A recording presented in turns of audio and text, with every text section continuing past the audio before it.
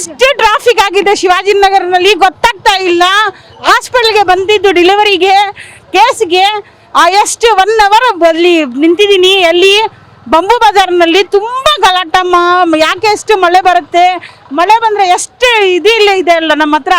Police ಕಡೆಯವರು ಯಾಕೆ ಇದು ಹೆಲ್ಪ್ ಮಾಡ್ತಾ ಇಲ್ಲ, ಸ್ವಲ್ಪ ಹೆಲ್ಪ್ ಮಾಡಬೇಕಮ್ಮ. ಎಲ್ಲರಿಗೆ ಎಷ್ಟು ಗಲಾಟ ಆಯಿತು ಡೆಲಿವರಿಗೆ. ಅಲ್ಲಿ ಡಾಕ್ಟರ್ ಕೂಗುತ್ತಾ ಇದ್ದಾರೆ ಯಾಕೆ ಎಷ್ಟು ಲೇಟ್ ಬಂದರು ಅಂತ. ಬೇಜಾರು ಆಗಿದೆ. ಈಗ ಬೋರಿಂಗ್ಗೆ ಕಳಿಸ್ತಾ ಇದ್ದಾರೆ ನೋಡಿ. ನಮಗೆ ಬೋರಿಂಗ್ಗೆ ಹೋಗೋಕ್ಕೆ ಒಂದು ಆಟೋನು ಸಿಗ್ತಾ ಇಲ್ಲ ನಮಗೆ. ಅಲ್ಲಿ ಅಡ್ಮಿಟ್ ಆಗಿದೆ, ಎಮರ್ಜೆನ್ಸಿನಲ್ಲಿ ಇದ್ದಾರೆ. ಈಗ ಅರ್ಜೆಂಟ್ ಬ್ಲಡ್ ಬೇಕಂತೆ ಅವ್ರಿಗೆ.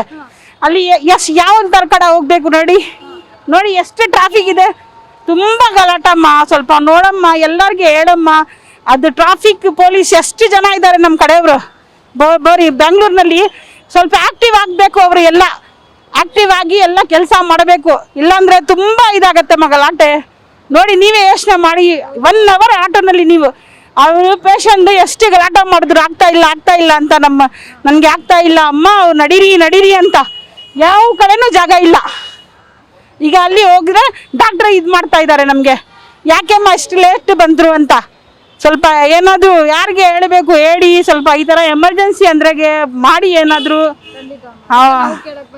ಅಯ್ಯೋ ತುಂಬ ಗಲಾಟಮ್ಮ. ಇವತ್ತು ಮಳೆ ಬಂದರು ಅಷ್ಟೇಮ್ಮ. ಯಾವ ಕಡೆ ಆದ್ರೂ